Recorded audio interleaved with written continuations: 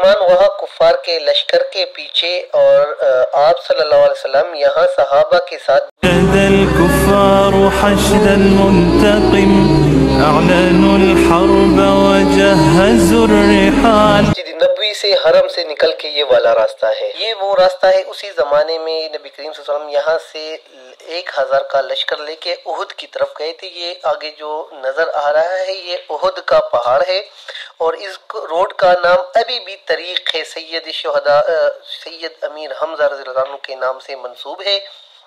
ये वो रास्ता है जिससे हुज़ूर सल्लम अपना लश्कर लेके गए थे।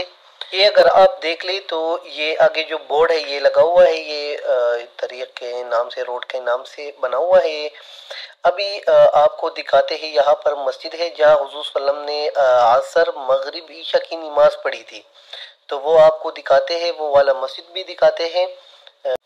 वो नज़र आ रहा है मस्जिद, वो दूसरे साइड पे ये मस्जिद है।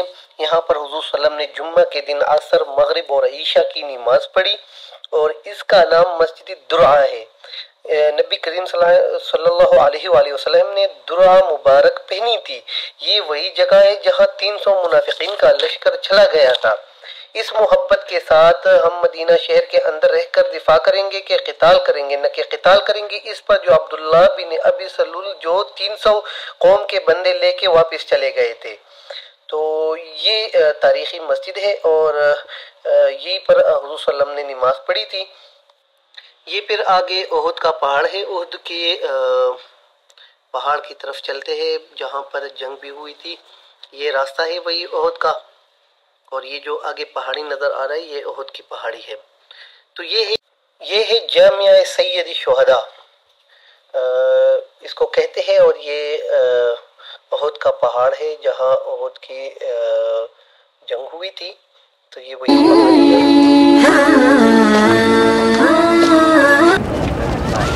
ये जो सामने नज़र आ रहा है वो है मस्जिद नबवी जो मदीना पाक। मुसलमानों ने इस साइड पे कैंप्स लगाए थे और कुफ़ार के लश्करों ने इस साइड पे कैंप लगाए हुए थे।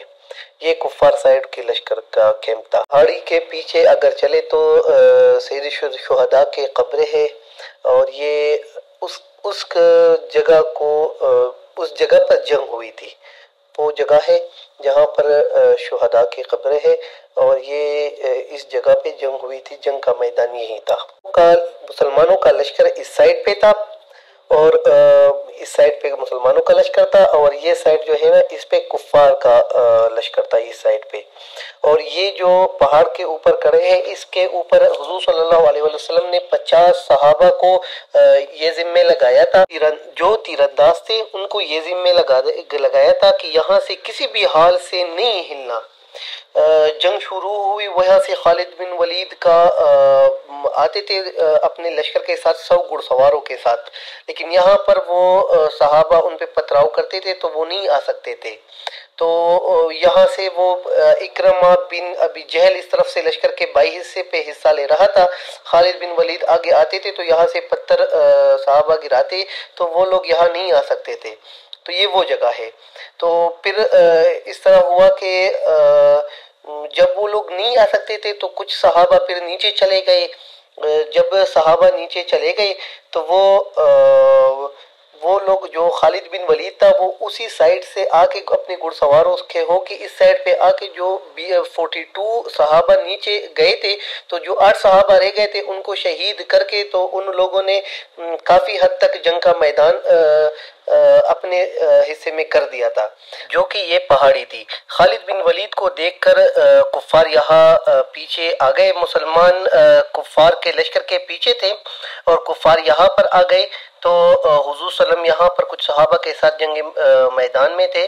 तो ये जगह थी मैदान जंग में थे हुजूर सल्लल्लाहु अलैहि वसल्लम। तो कुफ़ार ने जब हमला किया तो हुजूर सल्लल्लाहु अलैहि वसल्लम यहाँ पर महसूर हो गए, क्योंकि इकरमा और 200 घुड़सवार यहाँ पर पहुंच गए थे। तो हुजूर सल्लल्लाहु अलैहि वसल्लम पहाड़ के इस तरफ चले गए और कुछ सहाबा पहाड़ के ऊपर चढ़ गए। इसी दौरान अमीर हमजा रज़ियल्लाहु तआला अन्हु शहीद हुए थे।